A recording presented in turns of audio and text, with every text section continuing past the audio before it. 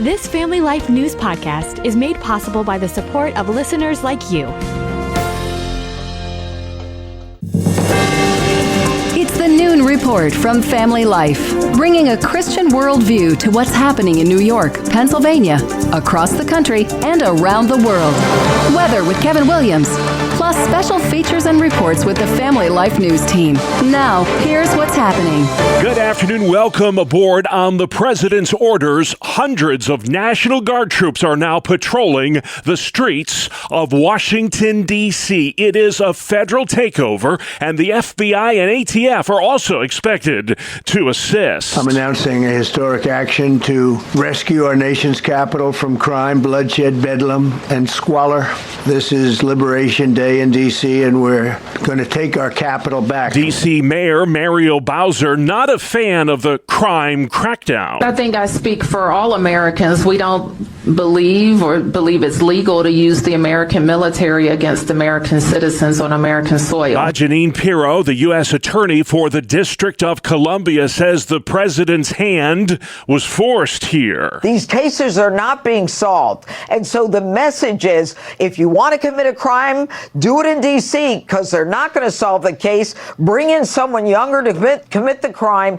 and we'll end up letting you go. The commander-in-chief says he's open to additional crime crackdowns in cities like Chicago or L.A. Mr. Trump says he'll know within 2 minutes of his meeting Friday with Vladimir Putin whether a ceasefire with Ukraine is possible. And I may say, lots of luck, keep fighting, or I may say we can make a deal. Probably in the first 2 minutes, I'll know exactly whether or not a deal can be made. How will you know that? Because that's what I do. I make deals. Mr. Trump says he plans to get some of Ukraine's land back, too, from Russia when he sits down with Putin in Alaska on Friday. Ukraine will not be at those talks, but the president hopes to get those two leaders in the same room together soon.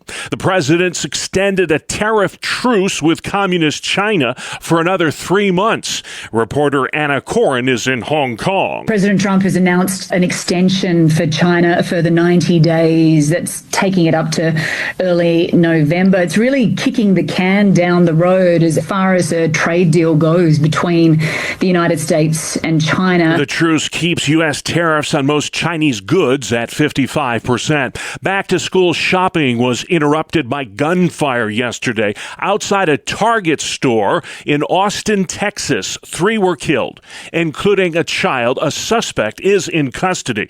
The accused gunman hijacked 2 vehicles before being tased and arrested. He has a history of mental illness. The Perseid meteor shower will be visible in the night sky both tonight and tomorrow night after 11 p.m. The best chance to see it if you can stay up that late. Astronomer Derek Pitts. It can show us as many as 100 meteors per hour if we go outside and take a look at the night sky under clear, dark skies. This morning, the planets Venus and Jupiter were visible close together in the pre-dawn sky. The conjunction, as it's known, means those two planets were just 1 degree apart in terms of separation. That's about the width of 2 full moons. If it seems muggier this summer than it has in years past, well, it is not your imagination. Experts say this summer has been the most humid in the Northeast since record keeping began on dew points back in 1950. The dew point is the measurement by which humidity is determined. The higher the dew point, well, the higher the humidity, and that dew point is pretty high right now. And still to come on the Noon Report for Tuesday, how those who work outside beat the heat. Hochul defends bell-to-bell ban, and some back-to-school tips from Christian financial coach Rachel Cruz. Good afternoon. I'm Kevin Williams. Another hot day underway, but there is hope for a couple of showers and storms over the next 36 hours. I'll have forecast details up in 10. All right, Kevin, we do need that rain. Thank you very much. Let's check some of the stories making news where you live, all across New York and Pennsylvania. The city of Oswego and the Red Cross are teaming up to make sure that everyone has enough water in that central New York community. Oswego remains under a boil water emergency as as crews work to fix a massive water main break. Affected homeowners can get up to 2 cases of water at no charge at the ice rink on West 5th Street in Oswego while supplies last. Well, nothing beats the pool on days like today, but one public pool in western New York is shut down for the rest of summer. Family Life's Dee Haley tells us why. The city of Buffalo announced the JFK pool on Hickory Street has closed early this summer despite scorching temperatures. The closure reportedly comes after a number of incidents involving violence. According to broadcast reports, city officials say disturbances have created an unsafe environment at the pool.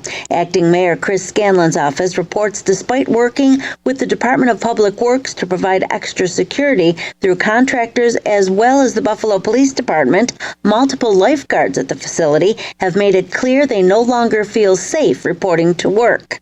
Without adequate staffing, the mayor's office reports the pool cannot be safely operated. Dee Haley, Family Life News. All right, Dee, thank you for that. The high, hard heat is especially taxing on those who work outside for a living. Mike Mannell with Mannell Ceiling in Rochester says his guys are prepared for whatever Mother Nature dishes out. We buy pallets of water, so we go through about 5 or 6 a season, and basically we just load up the coolers. We also buy a bunch of like the liquid IV that we, have the guys kind of pour into the drinks just to kind of give them the electrolytes and the sodium and whatnot. But basically we just try to take breaks in between jobs and as often as we can, especially when it's this hot. Heat stroke, by the way, is the leading cause of weather-related death in this country. About 1,600 Americans a year succumb to extreme heat. If you're out today, be careful. Still no cause for that horrific Coke plant explosion near Pittsburgh Monday. What a scene that was. 2 were killed, 10 injured. 5 are still critical but stable. Coke is a type of fuel that's used in steel production. Officials say that factory in Allegheny County was in good condition before the accident. New York State is still waiting to hear from about 10% of school districts that have yet to submit their smartphone ban policy for the upcoming academic year. Governor Hochul admits this bell-to-bell ban will not be easy, but it is necessary. Change is hard. It is hard. But as I did my research and studied these trends and talked to countless parents and students about what's happening in their lives, I know we're on the right path. Hochul says once the untethering from electronic devices becomes more commonplace, things will look and sound much differently at school, and students will be the better for it. They'll be used to making eye contact. They'll be used to conversations again. Your halls are going to have noises you have not heard in years. New York is making $13.5 million available for local school districts to implement this bell-to-bell smartphone ban. It starts in September. Well, she's starting to sound more like a candidate. We're talking about Pennsylvania State Treasurer Stacey Garrity. She's just released a new 100-second commercial that attacks Governor Shapiro and his economic record. Garrity is widely rumored to be interested in the governor's job next year. The Republican row office holder says, stay tuned, she'll make an announcement soon. Former New York Governor Andrew Cuomo's calling out his fellow Democrat and rival in this year's New York City mayor's race. Cuomo's taking issue with Zohran Mamdani and his rent-stabilized apartment. We get more in this report from correspondent Sarah Lee Kessler. It's Cuomo's latest attempt to dislodge the 33-year-old's front-runner status in the New York City mayor's race. Cuomo deriding Zohran Mamdani as privileged, saying he shouldn't live in a $2,300 a month rent-stabilized apartment, not when he has wealthy parents and earns $142,000 a year as a Queens assemblyman. And I'm going to call it Zohran's Law because it's an abuse of the system and it's a fraud. I'm Sarah Lee Kessler. Look out below. Aircraft in Erie County, New York will be dropping rabies vaccine packets from the sky this week. The bait is intended for wildlife, so if you see it, don't touch it. The vaccine packets will be airdropped in the Buffalo area for the next week and a half or so. Onondaga County, New York Executive Ryan McMahon wants county legislators to serve 4-year terms instead of the current 2-year term. I think a 4-year term probably leads to better governance when you're not worrying about running for re-election 6-8 months into your term. So we'll see what the voters say. Onondaga County residents will decide whether to revise term limits on Election Day this November. The New York State Fair starts next week in Syracuse, and construction of the popular butter sculpture is already underway. Hundreds of pounds of butter arrived yesterday at the Dairy Products Building. The reveal will happen next Tuesday. The fair starts next Wednesday and runs through Labor Day, September 1st. Back to school shopping can be a daunting task. Just ask any parent of a child. That's why personal finance coach Rachel Cruz says parents need to stick to a budget. It's not just the school supplies. It's the shoes, it's the clothes, it's the backpacks, it's the electronics. So make a list to say, hey, here's what we have to have, especially maybe this first month of school. And then make sure you have the cash. Cruz adds, with so many kids involved in travel, sports, and other extracurricular activities, families must be proactive in budgeting their time. This really can create a lot of chaos because of schedules for families. A peaceful household is really important for our kids. So while it's really important that they do things after school, I think it's great. Be aware of the schedule and don't max yourself out where everyone is stressed and it's chaos throughout the school year, because that's not fun for anyone. Cruz says keeping up with the Joneses, well, that should be avoided as well. There are going to be people out there that have more and have different things than you. And the sooner you can come to that reality, the better you're going to be as a kid, but also as an adult, because as adults, we struggle with comparison. And so to always know someone's going to have a bigger and better thing and someone's going to have more than you.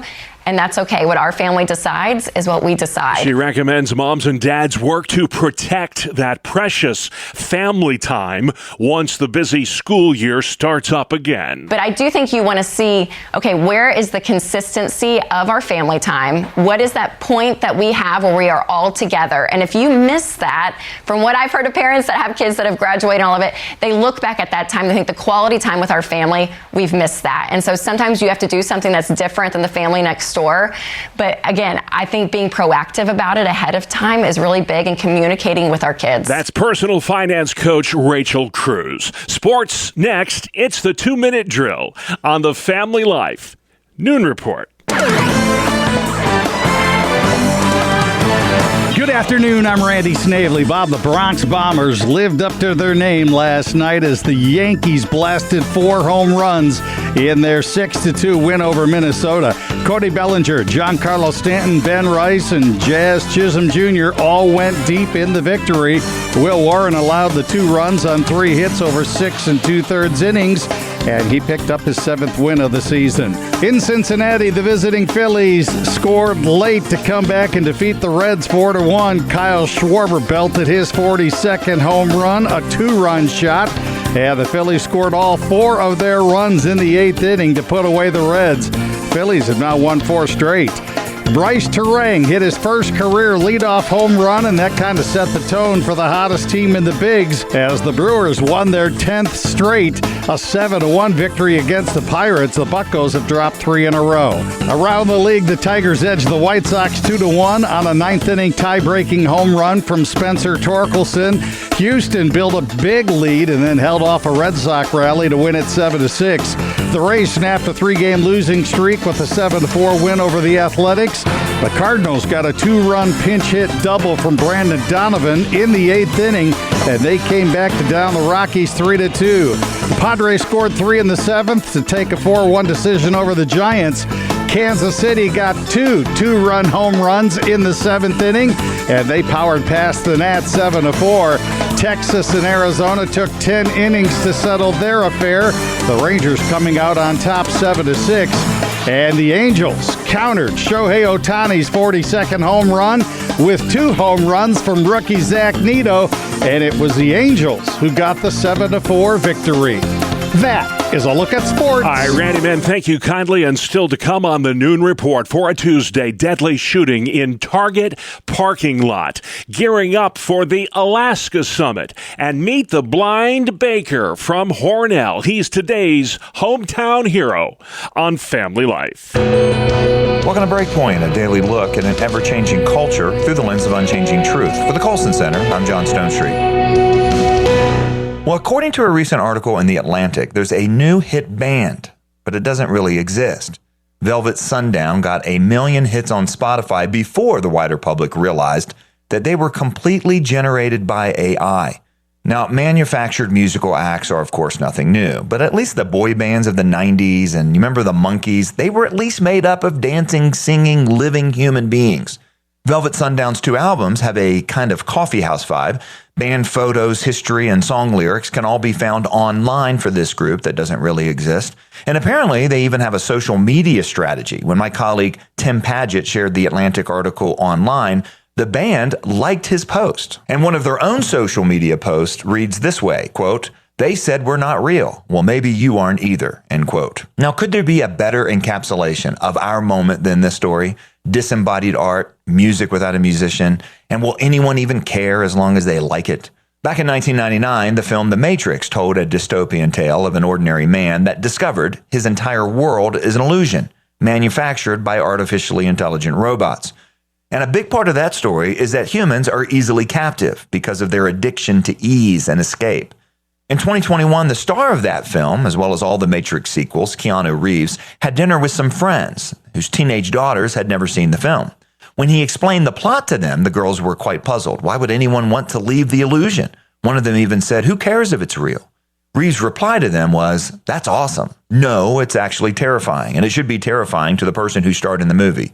For a generation or more now, art, music, and entertainment has been all about the individual's experience. There's no right or wrong way to listen, to view, or to understand. In fact, there's not really anything to understand, since meaning is a matter only of personal interpretation and construction. In what was a kind of culture-wide application of the reader response theory everyone was taught in reading class, it doesn't matter what the artist intends or how anyone else understands it. It doesn't even matter if what the artist creates is good.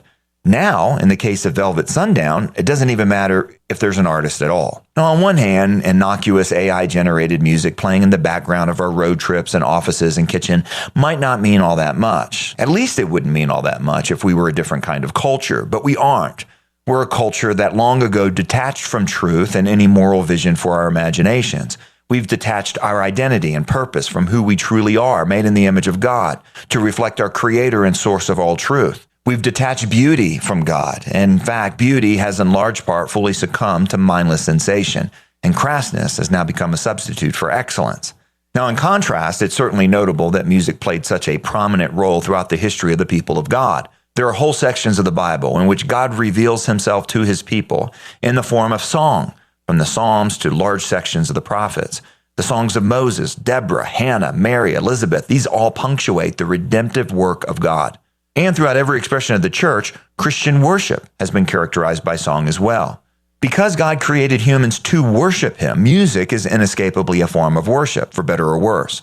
Ultimately, real people should be creating music because it's real people who were created to worship with music. As the psalmist sang, "My lips will shout for joy when I sing praises to you, my soul also, which you have redeemed." For the Colson Center, I'm John Stonestreet with Breakpoint. All right, John, thank you kindly. Outside we go, Kevin Williams. Here is your Family Life weather forecast. The Gulf this afternoon. Hot, more humid, sun and clouds. An isolated shower and high temps nearing 90 for many. Partly cloudy, muggy tonight. Low temps around 70. Variably cloudy, humid tomorrow. A few widely scattered showers and thunderstorms in the area. High temps in the 80s. And then turning less humid Thursday, developing sunshine in New York. Still a shower, thundershower chance in Pennsylvania with high temperatures mid-70s to the middle 80s. All right, Kevin, thank you very much. Never thought I'd say it, but we need the rain. Bring it on. Getting awfully dry out there. This is the Noon Report. I'm Bob Price, and here's what's going on Tuesday, the 12th of August. President Trump says it will not take long for him to figure out if a ceasefire is possible between Russia and Ukraine. He says he'll know within a couple of minutes of that high-stakes meeting on Friday with Vladimir Putin in Alaska. I believe he wants to get it over with. Now, I've said that a few times, and I've been disappointed because I'd have like a great call with him, and then missiles would be lobbed into Kiev or some other place. Mr. Trump calls his sit-down with Putin a feel-out session. He hopes to eventually get the leaders of Russia and Ukraine in the same room to work out a deal. Unprecedented, unnecessary, and unlawful. That's how Democrats are reacting to the president's federal crackdown on crime in the nation's capital. This is not about crime. This is about control. U.S. Attorney for the District of Columbia, Jeanine Pirro, begs to differ. We're not going to tolerate crime that is out of control in the nation's capital. More from correspondent Garrett Haake. The rollout, part of the president's unprecedented push to combat crime in the nation's capital. This is Liberation Day in D.C. The president signing an executive order declaring a crime emergency in Washington, tapping a never-before-used provision of Washington, D.C.'s Home Rule Act to federalize the police department, taking direct control of it for 30 days. And last night, Defense Secretary Pete Hegseth asked how long National Guard troops could be there. I don't know, weeks, months, what will it take? That's the president's call. The district's Democratic mayor blasting the move, but saying she sees no legal route to prevent it. The commander-in-chief says his crime crackdown may expand to include other cities like Chicago or L.A. In Austin, Texas yesterday, a shooting in the parking lot of a Target store left 3 dead, including a child. It happened as the store was packed with back-to-school shoppers. The gunman was eventually captured after stealing not one, but 2 getaway cars. He has a history of mental illness. Police had to tase him before taking him into custody. The search for answers continues today at a Coke plant near Pittsburgh, Pennsylvania. An explosion there on Monday left 2 dead, 10 hurt. An investigation is underway to determine what caused a massive blast at the U.S. Steel plant in Clairton, Pennsylvania. Overnight, after hours of searching, rescuers recovered the last missing worker from the debris.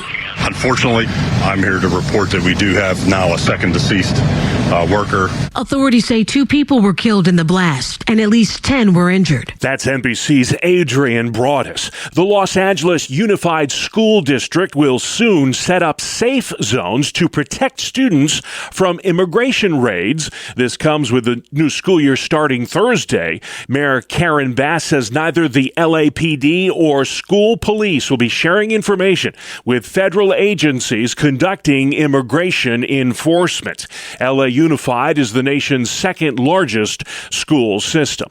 Getting an abortion in Texas may soon become more difficult. A new bill enables lawsuits against those who mail abortion pills to mothers without a doctor's office visit. If you are making these pills and sending them to Texas to kill little unborn babies, you're going to be held accountable. That's what this bill does. State Senator Brian Hughes' bill allows wrongful death suits if abortifacients cause harm or death to a mother or her unborn child. It takes aim at so-called shield laws, which protect out-of-state doctors who send abortion kill pills through the mail.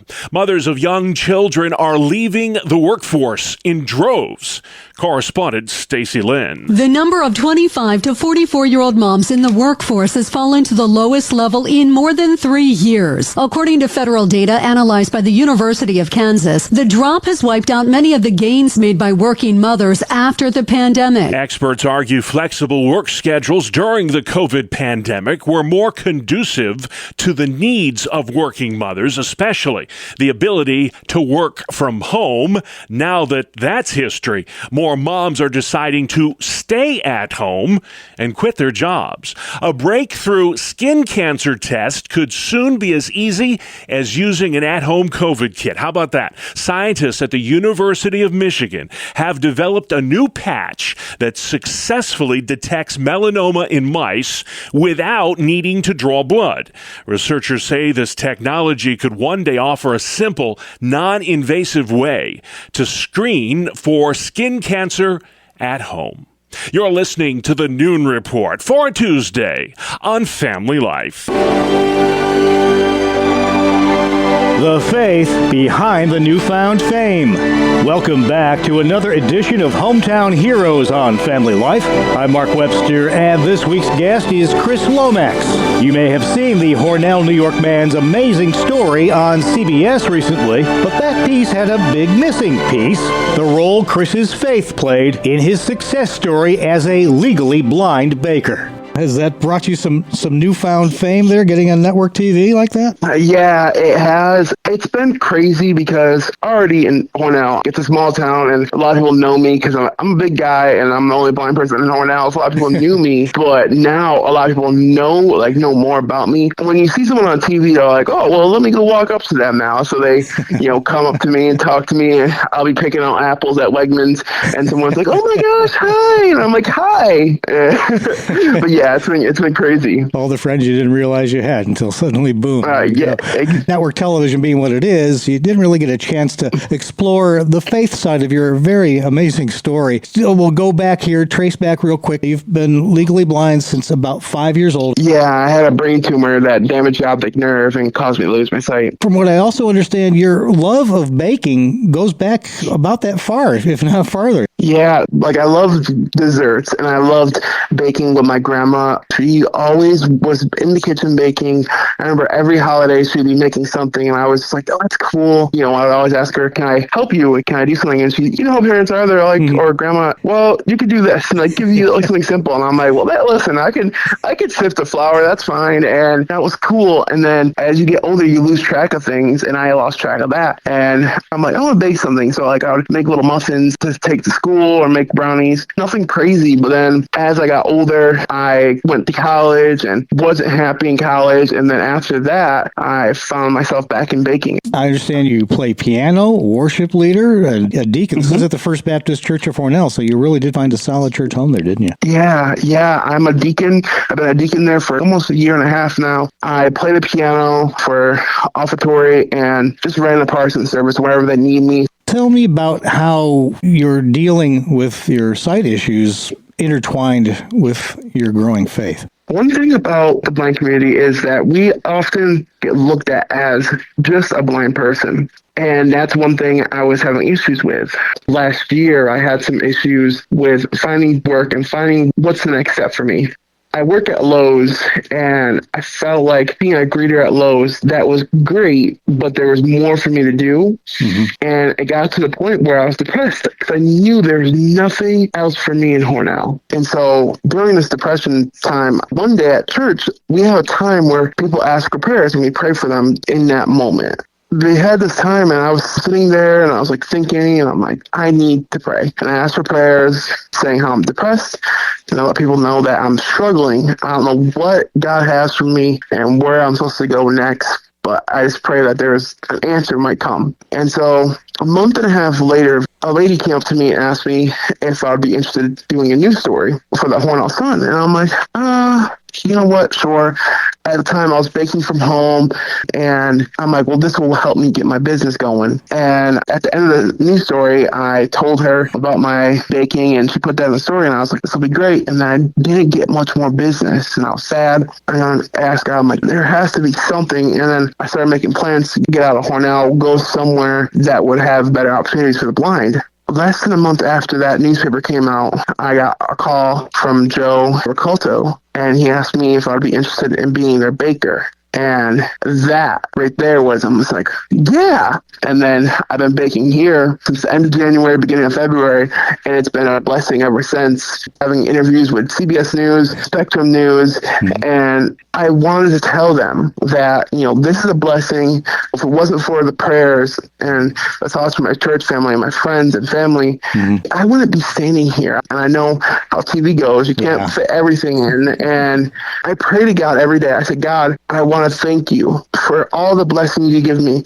I always say that I can't thank God enough. Being able to bake and live my life and do the things I enjoy doing is just a blessing. That's a wonderful story. The networks told the story that a door was open, but you're telling the story that God opened that door for you. Yes, yeah. God opened the door for me, and I feel like there's a lot more to come. I've been baking in this kitchen for half a year now, and it's getting me one step closer to my dream of owning my own bakery. Everyone wants that instant gratification, but I'm willing to wait. I'm willing to take a step back and let God take the wheel. Well, there's a lot of good lessons you just passed along there. I want people to know that look at someone, don't look at them because say that, oh, they're blind or they're autistic or they're deaf. Look at them as a person. Know that they're blind. Know that they're autistic. Know whatever they have going on. Look at them as a human and as a person. Get to know them. Let them show you what they got. And you'll be surprised and you'll be amazed what people can give you or show you. When they have a disability, I hate to speak for all the blind community, but we are blind, but us being blind makes us more determined to show what we got. That's Chris Lomax of Cornell, New York, a legally blind baker who has a clear vision of Christ's role in his life. Please join us again next time as we search for your home, your town, your hero. It's Hometown Heroes on Family Life. All right, great story. Thank you, Mark. And you can subscribe, listen to, and share all our Hometown Hero feature reports online anytime at Apple Podcasts, Spotify, YouTube, or FamilyLife.org. Good afternoon. Here is your Family Life regional weather forecast. On the midday weather map, we're still looking at high pressure just off the New Jersey shore. That's been keeping us hot and dry. But now the humidity will be on the increase, and a front in the Midwest coming east poses a decent shot at some showers and thunder showers in the not-too-distant future. And we do need the moisture in much of the area. The call for this afternoon, hot, more humid, sun and clouds, an isolated shower and high temps nearing 90 from any partly cloudy, muggy tonight, low temps around 70. Variably cloudy, humid tomorrow, a few widely scattered showers and thunderstorms in the area, high temps in the 80s.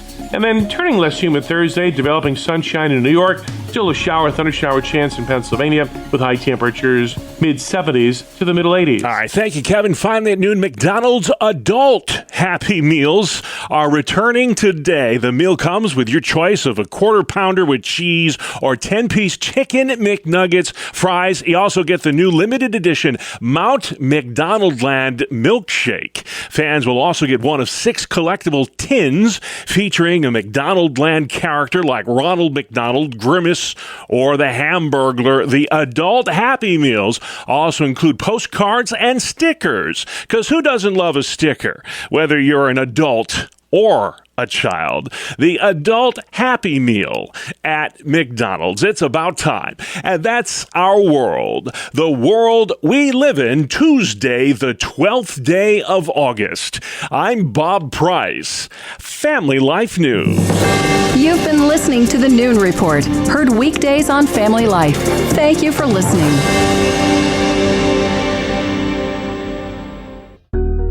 Thank you for listening to this Family Life News podcast. If you've been encouraged by what you've heard, please share it with others and click the subscribe button to automatically receive future episodes. Family Life is a listener-supported ministry. Podcasts like this are made possible by your financial partnership. Find out more at familylife.org.